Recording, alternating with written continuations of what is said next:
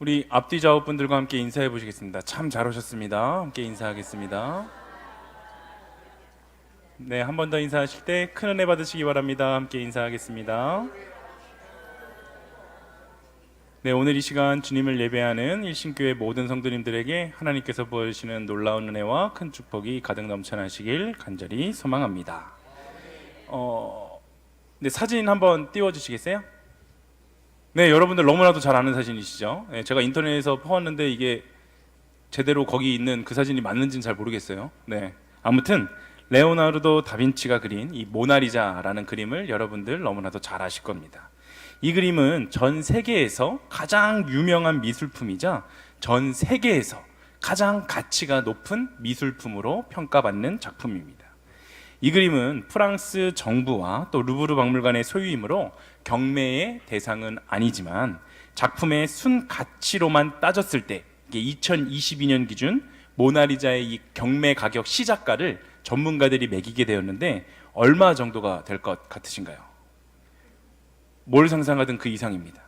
그 경매가가 약 8억 7천만 달러, 하나로 변경해 보니까 약 1조 1149억 500만 원에서부터 경매가 시작될 것이다 라고 전문가들이 예상을 하고 있었습니다. 이 그림이 뭐길래 이렇게 가격이 비싸고 많은 사람들에게 인기가 있는 이유가 무엇일까요? 물론 너무나도 다양한 수많은 이유들이 있겠지만 많은 전문가들이 이야기하는 그 지배적인 이유는 바로 사라진 눈썹, 그 사라진 눈썹에 있다고 합니다. 모나리자 그림에 나타난 그 여인에게는 여러분들도 너무나도 잘 아시다시피 눈썹이 없습니다. 다빈치가 의도적으로 그려놓지 않은 것인지 아니면 시간이 없어서 못 그린 것인지 그렸는데 지워진 것인지는 알 수 없지만 분명한 것은 그 여인의 눈썹이 없다라는 사실입니다. 사람의 얼굴에서 눈썹이 차지하는 비중이 굉장한 것 아시죠? 그래서 많은 여성분들이 눈썹을 그리는데 굉장히 많은 시간을 보내십니다. 심지어 눈썹이 지워지지 않도록 눈썹 문신까지도 굉장히 많은 사람들이 하시죠.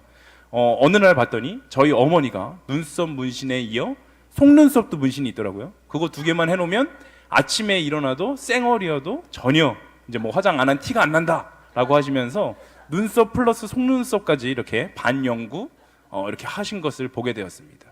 근데 거기까지는 제가 충분히 이해하는 바였어요. 근데 어느 날 갑자기 갔더니 저희 아버지께서 눈썹 문신을 하신 것이 아니시겠습니까? 네, 저희 아버지도 눈썹 문신을 하셨더라고요. 심지어는 그 눈썹 문신이 굉장히 마음에 드셨는지 많은 주위 분들에게 전도까지 하시면서 당신이 눈썹 문신하신 곳을 추천해주고 많은 이들을 그곳에 끌고 가신다는 그 이야기까지 듣게 되었습니다. 아무튼 이 모나리자 그림에 있는 여인, 그 눈썹이 없기 때문에 많은 사람들의 시선이 그 다른 곳을 향하게 되는데 그 덕분에 모나리자의 그 눈동자를 자세히 들여다볼 수 있고 또 눈썹의 시선이 뺏기지 않기 때문에 그 미소, 정말 그 뜻을 알 수 없는 오묘한 미소를 집중하여서 보게 되다 보면 그 미술 작품의 엄청난 가치를 느낄 수가 있다고 합니다. 이처럼 부족함, 그 부족함이라는 것은 너무나도 신비한 매력을 나타내게 됩니다. 부족하고 모자란 것 때문에 그동안은 전혀 모르고 지냈었던 다른 소중한 것들이 이제 나의 눈에 보이기 시작하는 것입니다. 초등학교 시절에 현미경을 활용한 그 과학 시간이 다 있잖아요. 어느 날 과학 시간에 조별 그 책상 위에 현미경이 하나씩 놓여 있었고 거기에 며칠 전부터 일부러 곰팡이가 피도록 기다렸었던 그 식빵을 가지고 와서 식빵에 핀 곰팡이를 그 현미경으로 관찰하는 시간을 가졌었던 그 기억이 생각이 납니다. 순서를 기다리다가 제 차례가 되어서 한쪽 눈을 감고 다른 한쪽 눈을 저반 렌즈에 들이댔을 때 그때 그 놀라웠었던 기억이 여전히 나게 되는데 눈으로 볼 때에는 전혀 특별할 것도 없었던 그 빵에 피었던 곰팡이가 순간 제 눈앞에서 전혀 다른 모습으로 나타났었기 때문에 그때의 그 놀라운 기억이 아직까지도 생생합니다. 이 세상은 우리의 두 눈으로 볼 수 있는 세상과 현미경으로만 봤을 때 볼 수 있는 그 세상으로 두 가지 세상이 존재하게 됩니다. 특별히 현미경으로 세상을 보려면 한 가지 반드시 필요한 조건이 있는데 그것이 무엇일까요? 현미경으로 세상을 바라보기 위해서 반드시 필요한 한 가지 조건, 그것은 바로 멈춰서야 한다는 것입니다. 움직이면서 현미경 속에 있는 것을 볼 수는 없습니다. 멈춰 서서 그리고 관찰하고자 하는 것을 재물대 위에 올려놓고 저반 렌즈에 눈을 갖다 대었을 때 우리는 새로운 세상을 볼 수가 있게 되는 것입니다. 우리의 인생에 있어서 부족한 상태라는 것은 우리가 멈춰 서는 것, 바로 멈춰 서는 것을 의미합니다. 연료가 부족하면 자동차는 멈춰 서게 되고 기계에 아무리 작은 부속이라도 하나라도 없게 되면 그 기계는 얼마 시간이 지나지 않아 반드시 멈춰지게 되어 있습니다. 그렇다면 우리가 멈춰 서게 되었을 때 우리가 해야 할 일, 과연 그것은 무엇일까요? 바로 우리의 두 눈이 아니라 현미경을 꺼내어서 세상을 바라보는 것, 바로 이것이 너무나도 중요합니다. 하나님은 우리의 삶 속에 수많은 보물들을 감추어 두셨습니다. 그런데 그 보물은 우리의 두 눈으로, 우리의 그냥 뜬 두 눈으로 바라볼 때 보이는 것이 아니라 반드시 멈춰 서야 보입니다. 우리의 삶 가운데 부족한 것들로 인해서 어쩔 수 없이 멈춰 서게 되는 경우들이 너무나도 많지 않으십니까? 그럴 때 멈춰 서서 신세한탄만 하면서 낙심하고 절망하는 것이 아니라 주어진 그 익숙한 상황들과 평범한 일상들을 멈춰 서서 현미경으로 자세히 들여다보면 하나님이 우리의 삶 속에 곳곳에 배치해 두신 놀라운 보물이 우리의 눈에 보이게 될 것입니다. 오늘 우리가 함께 살펴볼 본문은 바로 야곱의 놀라운 고백입니다. 야곱은 그의 인생에서 하나님을 깊이 깨달았었던 그 중요한 두 가지 사건이 있는데, 하나는 베델에서의 사건이고 또 다른 하나는 야복강에서의 사건입니다. 그런데 이 두 사건에 공통점이 하나가 있는데, 그것은 두 사건 모두 야곱이 가던 길을 멈춰 섰을 때 일어났었던 사건이라는 것입니다. 야곱은 형에게 팥죽 한 그릇에 그 장자의 권한을 넘겨받고 심지어 어머니였던 그 리브가의 도움을 받아서 이삭을 속여서 아버지에게 그 장자의 축복을 받게 됩니다. 이로 인해서 형 에서는 크게 분노했고 야곱을 죽이려고 했는데, 자신을 죽이려던 그 형 에서의 칼날을 피해서 그는 40년 동안이나 살았었던 고향 브엘세바를 떠나서 하란이라는 곳으로 떠나게 됩니다. 그런데 브엘세바에서 이 하란까지의 거리는 약 750km 정도가 되는데, 이 거리는 도보로는 하루에 절대 갈 수 없는 거리입니다. 그래도 자신의 목숨이 그 위태로웠던 그 야곱은 열심히 걷기도 하고 뛰기도 해서 하루 만에 브엘세바에서 80km 정도 떨어진 베델에 도착하게 되는데, 사실 이 거리도 엄청난 것이 장정의 걸음으로는 20시간 정도, 달려서는 한 10시간 정도 넘게 걸리는 그 거리를 하루 만에 그 야곱이 이동하게 된 것입니다. 우리가 여기서 주목해 보아야 하는 것은 야곱이 브엘세바를 떠나서 80km 떨어진 베델에 도착해서 그 멈춰 섰었던 그 이유는 자신의 의지로 잠시 쉬었다 가기 위해서가 아니라 더 이상 달려갈 힘이 없었기 때문이었다라는 사실입니다. 즉 자력이 아니라 타력에 의해서 멈춰 서게 되었다는 것입니다. 야곱은 형인 에서가 자기의 목숨을 위협하고 있기 때문에 자신의 고향을 떠나서 도망치게 된 것입니다. 특히 에서는 광야에서의 그 삶, 광야에서의 모든 것들이 익숙했었던 사람이기 때문에 언제 갑자기 자기를 쫓아와서 자기의 목숨을 앗아갈지 모르는 상황이었습니다. 하지만 그는 이제 자신의 힘으로는 어찌할 수 없는 너무나도 지친 상태였기 때문에 수많은 생각과 걱정을 뒤로 한 채 그저 잠을 청하게 됩니다.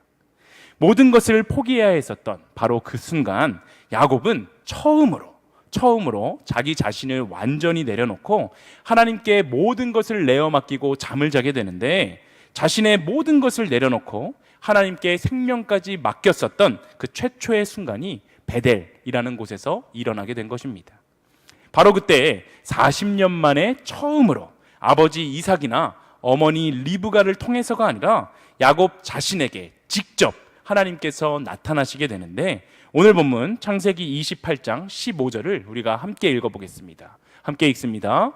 내가 너와 함께 있어 내가 어디로 가든지 너를 지키며 너를 이끌어 이 땅으로 돌아오게 할지라. 내가 내게 허락한 것을 다 이루기까지 너를 떠나지 아니하리라 하신지라. 아멘. 그가 자신의 힘으로 아무것도 할 수 없는 그 순간에 바로 하나님께서 등장하십니다. 그가 자신을 내려놓고 하나님께 모든 것을 내어 맡기고 광야에서 눈을 감았을 때 하나님은 그의 눈이 되어 주셨고 밤새 뜬 눈으로 그를 지켜주셨습니다. 그는 자신의 힘으로 걷고 뛰며 도망치던 그 발걸음을 멈추고 모든 것을 포기하는 마음으로 하나님께 내어 맡기게 되었을 때 하나님이 어디로 가든지 너를 지키고 너를 절대로 떠나지 않겠다 약속의 말씀을 주신 것입니다. 하나님의 그 놀라운 약속과 함께 야곱은 아침에 잠에서 깨어 눈을 뜨게 됩니다. 전날 분명히 죽음을 각오하고 눈을 감게 되었는데 아무 일도 일어나지 않았었던 것은 졸지도 주무시지도 않으시는 하나님께서 그를 지켜주셨기 때문이었습니다. 이 사실이 머리로만이 아니라 정말 그의 가슴 깊은 곳에서 깨달아졌을 때 비로소 야곱은 자신의 눈이 아니라 현미경으로 본 새로운 세상이 열리듯이 또 하나의 눈, 영적인 눈이 열리게 되었습니다. 그리고 그 땅에서 멋진 보물을 하나 발견하게 되는데 창세기 28장 16절을 우리가 함께 읽어보겠습니다. 함께 읽습니다. 야곱이 잠이 깨어 이르되 여호와께서 과연 여기 계시거늘 내가 알지 못하였도다. 아멘. 야곱은 바로 하나님이라는 그 귀중하고도 놀라운 보물을 발견하게 되었습니다. 놀라운 것은 그는 여호와께서 여기까지 찾아오셨다라고 말하고 있는 것이 아니라 여기 계셨는데 내가 몰랐다라고 고백하고 있다는 것입니다.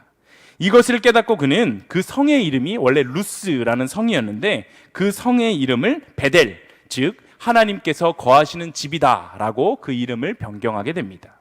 그렇습니다. 야곱의 눈에는 보이지가 않았지만 하나님은 야곱이 가는 곳 그 어디에나 언제나 함께 계셨습니다. 야곱은 인생의 가장 힘들었던 그 순간에 한 발이라도 더 도망가야 되는 그 순간에 모든 기력을 잃어버리고 한 발짝도 앞으로 갈 수 없어서 멈춰 서게 되었었는데 오히려 그 멈춰 서게 되었을 때 하나님이라는 귀중한 보물을 발견하게 됩니다. 오늘을 살아가는 우리들도 마찬가지입니다. 하나님이 우리의 눈에 보이지 않는다고 해서 하나님이 없다, 하나님을 부정하는 것들은 미련한 짓입니다. 때로 하나님이 우리의 눈에 보이지 않는 것 같아서 마음이 어렵고 절망하게 되는 순간이 찾아온다고 할지라도 하나님은 언제나 우리와 함께 하시며 우리를 돌보시는 분이심을 기억하시기를 소망합니다. 우리의 모든 기력이 쇠하여져서 나의 힘으로는 아무것도 할 수 없어서 절망하고 넘어진 그 순간 우리는 영적인 눈을 열어서 나의 절망의 자리, 나의 낙심의 자리에도 함께하고 계신 하나님, 나를 일으켜 세워주시려고 애쓰시는 하나님이라는 보물을 찾아낼 수 있는 우리 일신교회 모든 성도님들이 다 되시기를 소망합니다. 야곱에게 일어났었던 또 다른 하나의 사건 역시 그가 멈춰 섰을 때 일어났었던 일이었습니다. 창세기 32장에 보면 형 에서의 위협을 피해서 하란으로 도망을 했었던 야곱이지만 하나님께서 약속하셨던 그 놀라운 축복을 허락하셔서 그는 하란에서 어마어마한 부자가 되었고 많은 재산과 사람들을 이끌고 고향으로 돌아오게 됩니다. 하지만 그가 고향으로 돌아올 때에 여전히 불편했었던 한 가지가 있었는데 바로 에서와의 그 갈등, 에서와의 그 문제는 해결되지 않았었기 때문입니다. 그래서 야곱은 사자들을 먼저 보내서 그들을 통해서 선물을 보내며 형의 그 마음을 좀 풀어보려고 합니다. 하지만 야곱의 이러한 노력에도 불구하고 야곱은 오히려 에서가 지금 400명의 군사를 이끌고 자기를 만나러 오고 있다라는 그 청천벽력 같은 소식을 듣게 됩니다. 헤어졌던 동생을 만나기 위해서라면 그 400명이나 되는 사람을 동원할 이유가 전혀 없겠죠. 그랬었기 때문에 야곱은 에서가 지금 자신의 원한을 갚으려고 한다라고밖에 생각할 수 없었을 것입니다. 이 소식을 들은 야곱은 너무나도 두렵고 또 떨리고 답답한 마음으로 그 이제 피난 대책을 세우게 되는데 그는 형의 그 공격을 기정사실로 여기고 무리를 둘로 나누어서 한때가 공격을 받으면 남은 한때라도 피하게 하려는 그러한 계획을 세우게 됩니다. 하지만 그것으로도 안심이 되지 않자 자신의 힘으로 할 수 있는 것은 아무것도 없다라는 것을 깨닫게 되고 결국 그 자리에 멈춰 서게 됩니다. 그는 사람의 지혜 또 사람의 모든 수단들을 내려놓고 야복강에 멈춰서서 이제 하나님을 찾게 되는 것입니다. 사실 자신이 할 수 있는 그 모든 수단과 자신의 지혜를 발휘해서 모든 방법들을 다 해보고 나서 결국에 대책이 없자 뒤늦게나마 찾았었던 하나님이지만 하나님은 이미 훨씬 이전부터 그를 만나주셨고 훨씬 이전부터 그와 함께 하셨습니다. 단 한 번도 그를 떠난 적이 없이 늘 함께 하셨던 하나님을 야곱은 다시 한번 만나고 다시 한번 깨닫게 되었고 그 야복 나루터를 브니엘, 즉 하나님의 얼굴이다 라는 이름으로 바꾸어 부르게 됩니다. 여러분, 야곱이 하나님을 깊이 깨달았었던 이 두 가지 사건의 공통점은 바로 그가 멈추어 서게 되었을 때 그 아버지 하나님을 만나게 되었다는 사실입니다. 멈추면 하나님이 보입니다. 형이 쫓아온다는 소식을 듣고 야곱은 발빠르게 다른 곳으로 도망칠 수도 있었겠지만 대신 멈추어 서는 것을 선택합니다. 그는 이미 베델에서 멈추어 섰을 때 당신을 만나 주셨었던 그 하나님을 경험했었기 때문입니다. 그러한 야곱에게 어김없이 하나님께서는 나타나셨고 그의 묶여있던 그 모든 상황들을 단번에 풀어주시게 됩니다. 이처럼 멈추면 하나님이 보인다는 사실을 우리가 기억했으면 좋겠습니다. 세상의 모든 것들을 나의 힘으로 할 수 있다 착각하며 살아갈 때에는 하나님이 떠오르지가 않지만 내가 할 수 있는 것이 아무것도 없는 절망과 좌절의 그 순간 모든 것을 내려놓고 멈추게 되면 하나님이 감추어 두신 보물이 우리의 눈에 선명하게 드러나게 될 것입니다. 부족함, 이 부족함이라는 것은 자신을 돌아보게 만드는 힘이 있습니다. 강점이 많으면 자신의 강점을 신뢰하기 때문에 그 약점에 대해서 소홀하게 됩니다. 그렇게 약점에 소홀하며 대비하지 않고 있다가 어느 날 갑자기 무엇인가의 일로 인해서 자신이 갖고 있었던 그 강점을 잃어버리게 된다면 강점만을 믿으며 살아갔었던 그 사람들은 당황할 수밖에 없습니다. 우리가 해야 할 것은 스스로의 부족함 또 나의 연약함을 발견하고 그 부족함과 연약함 속에 감추어져 있는 장점들, 그러한 것들을 부지런히 발견해 나가야 합니다. 부족함이 장점으로 바뀌지는 못할지언정 부족함 그 자체가 가지고 있는 장점이 분명히 있기 때문입니다. 톰 행크스가 주연으로 나왔었던 포레스트 검프라는 영화가 있습니다. 주인공인 포레스트는 지적 장애와 신체적 장애를 함께 갖고 태어났기 때문에 의족이 없이는 걸을 수가 없었던 사람입니다.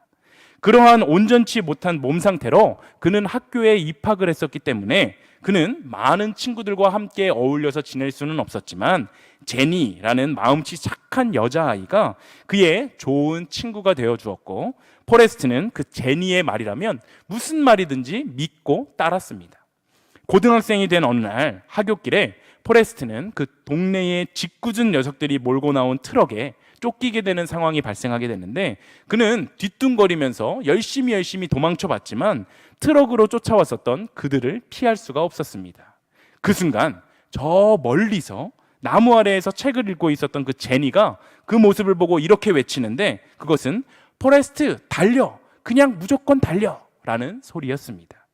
제니의 말이라면 무조건 따랐었던 그 포레스트는 자신이 달릴 수 없는 사람, 자신이 의족을 차고 있는 사람이라는 사실을 잊어버리고 무작정 달리기 시작했는데 그 순간 평생을 감싸고 있었던 그 의족이 풀어지면서 달리게 되었고 그가 얼마나 빠른 속도로 도망을 치게 되었는지 그 트럭이 차마 쫓아오지 못할 정도였습니다. 그의 가장 큰 약점이었던 그 의족 속에 굉장히 빠른 발이라는 굉장한 큰 강점이 숨어 있었던 것입니다. 포레스트는 마침내 그의 가장 큰 약점이었던 다리 속에 감추어져 있던 그 보물을 발견하게 되었고 그 보물을 적극적으로 활용하기 시작합니다. 그는 어디를 가든지 달려갔습니다. 그러던 어느 날 자기 앞에 우연히 날라온 그 미식 축구공을 붙잡고 달렸더니 터치다운이 되어서 미식 축구 팀의 스카우트가 되었고, 시간이 지나서 그는 최고의 선수상을 받게 됩니다. 또 그 다음에는 베트남 전쟁에 참전하게 되었는데 폭격을 맞은 부대원을 그의 빠른 발로 모두 구해내어서 국가로부터 훈장을 받게 됩니다. 포레스트가 온전하게 걸을 수 없었던 그 자신의 약점 속에 깊이 숨어 있었던 빠른 발이라는 그 보물을 발견하게 되었을 때 그 한 가지 보물을 사용하게 됨으로써 누구도 할 수 없는 수많은 일을 해내게 되었습니다. 우리도 이처럼 평생을 우리의 운명 앞에 무릎을 꿇고 절뚝이면서 살아가는 것이 아니라 그 약점을, 나에게 갖고 있는 그 약점을 오히려 장점으로 선용하여서 사용하며 살아갈 수 있어야 합니다. 최고의 인체공학으로 만든 그 나이키 신발, 그 나이키 신발을 신은 사람과 짝퉁인 나이스를 신은 사람이 달리게 되면 누가 더 빨리 달릴 것 같으신가요? 놀랍게도 나이키 신발을 신은 사람이 아니라 짝퉁인 나이스를 신은 사람이 이긴다고 합니다. 이유는 비싼 신발을 신은 사람은 다른 사람들에게 자랑하느라고 그 상표가 보이게 뛰려고 천천히 뛰게 되는데, 반면에 짝퉁 신발을 신은 사람은 누가 볼까봐 부끄러워서 발에 불이 나게 달리기 때문에 나이스를 신은 사람이 이긴다고 합니다. 부족함이 오히려 장점으로 선용이 된 그러한 경우입니다. 한국의 스티븐 호킹이라고 불리는 서울대학교 지구환경과학부의 이상묵 교수가 쓴 0.1g의 희망이라는 책을 보게 되었습니다. 그는 매우 건강했던 사람이었는데 2006년 7월 2일 서울대학교 지질학과 석박사 과정의 학생들을 이끌고 미국의 데스밸리 사막으로 지질 조사를 하러 가던 중에 운전하던 차가 전복이 되어서 의식을 잃게 됩니다. 심폐소생술과 함께 급하게 병원으로 이송된 이상묵 교수에게 들려온 소식은 전신마비 장애 판정이었습니다. 이 모든 것은 불과 40분 만에 일어난 일인데 그 짧은 시간 만에 그는 전신마비 장애인이 되고 만 것입니다. 하지만 절망도 잠시, 그는 전신마비의 장애를 훌훌 털고 일어나게 됩니다. 기적적으로 몸이 낫게 된 것이 아니라 장애를 인정하되 그 장애 안에 머물지 않고 꿈을 향해 끊임없이 달려나가기 시작한 것입니다. 그는 장애인이 된 후에 이런 말을 남겼습니다. 장애는 나쁜 것도 불행한 것도 아닙니다. 오히려 제가 장애인이 되기 전까지는 몰랐던 것을 장애인이 되고 나서야 알게 되었습니다. 장애는 새로운 것을 발견하는 계기가 되었습니다. 그는 장애 때문에 장애인들의 고충을 알게 되었고 그들을 도울 수 있는 수많은 장치들을 개발하게 되는데, 움직이지 못하는 사람들이 타고 다니는 전동 휠체어, 또 입으로 움직일 수 있는 컴퓨터, 그 마우스, 그리고 볼의 근육으로 움직이게 만드는 그 휠체어 등을 그를 통해 장애인들을 돕는 기계들이 수도 없이 많이 만들어지고 있습니다. 이상묵 교수의 고백처럼 장애인이 직접 되어보지 않고는 장애인들의 필요를 알 수 없듯이 우리가 낮아지지 않고는, 우리가 부족해보지 않고는 우리에게 감춰진 보물을 우리는 찾아낼 수가 없게 될 것입니다. 이처럼 결핍과 부족함, 이 부족함은 불편함을 넘어서 소중한 것을 발견하게 되는 신비한 능력을 갖고 있습니다. 우리에게 너무나 익숙한 것이라 지나쳤었던 모든 것이 고마움으로 우리에게 다가오게 되는 것입니다. 저도 작년 6월에 아킬레스건이 끊어져서 수술을 했을 때 2다리로 걷는 것이 얼마나 감사한 것인지를 깨닫게 되었습니다. 2다리로 걷는 것이 너무나도 당연해서 전혀 감사하며 살지 않았었는데, 이제 한 달 반 정도를 발을 땅에 디디지도 못하고 한 다리로만 살아보니 2다리로 걷는 것이 얼마나 감사한 것인지 그제서야 깨닫게 된 것입니다. 우리가 반드시 기억해야 하는 것은, 하나님은 우리에게 너무나도 많이 주어져 있는 그 소중한 것들을 그냥 지나치고 살아가기를 원하시지 않는다는 사실입니다. 그래서 때로는 우리를 부족하게 만들기도 하시고, 또 우리에게 고통과 고난의 문제도 허락하시게 되는 것입니다. 우리가 너무나도 당연하게 생각하고 감사하지 않는 것들에 대해서 소중함을 깨닫고 살아가라고, 하나님은 우리의 다리를 걸어서 넘어지게 만드시더라도 반드시 그것들을 볼 수 있도록 우리의 영을 만지시는 분이십니다. 세상 가운데 살아가면서 도대체 무엇 때문에 그렇게 숨가쁘고 힘들게 살아가고 계십니까? 나의 힘으로 돈 좀 많이 벌어보려고, 또 나의 힘으로 우리 직장에서 승진 좀 해보려고, 나의 힘으로 우리 자녀들 좋은 대학에 좀 보내보려고, 나의 힘으로 내 인생 어떻게 좀 행복하게 좀 살아보려고 애쓰고 계시지는 않으십니까? 하지만 그 모든 나의 열심과 나의 수고의 끝은 허무함 뿐입니다. 내가 얼마나 연약한 존재인지, 내가 얼마나 부족한 존재인지를 깨닫게 할 뿐이라는 말입니다. 우리의 희망은 오직 하나님께 있습니다. 우리의 주인 되신 하나님께 우리의 모든 것을 내어 맡기게 될 때 우리는 영적인 눈이 열려서 나의 삶에 세세히 개입하시는 하나님의 얼굴을 보게 되고, 하나님께서 우리에게 이미 충분히 부어주신 그 놀라운 은혜와 축복에 감사하며 살아갈 수 있습니다. 이제 멈춰 서서 하나님의 얼굴을 볼 수 있는 우리 모두가 되기를 소망합니다. 이제 멈춰 서서 하나님이 나의 삶의 자리에 곳곳에 숨겨놓으신 그 보물을 찾아내시는 우리 모두가 되기를 소망합니다. 특별히 하란으로 달려가다가 멈춰선 베델에서 야곱의 그 고백이 바로 우리의 고백이 되기를 소망하는데, 창세기 28장 16절을 우리가 마지막으로 크게 소리내어 한번 읽어보도록 하겠습니다. 함께 읽습니다. 야곱이 잠이 깨어 이르되 여호와께서 과연 여기 계시거늘 내가 알지 못하였도다. 아멘. 이미 우리와 함께하고 계시며 나의 손을 잡고 계신, 우리가 하나님의 손을 놓을지 몰라도 끝까지 우리의 손을 붙잡고 계시는 그 하나님의 손을 느끼시며 하나님과 동행함으로 세상 가운데 승리하시는 일신교회 모든 성도님들이 다 되시기를 간절히 소망합니다.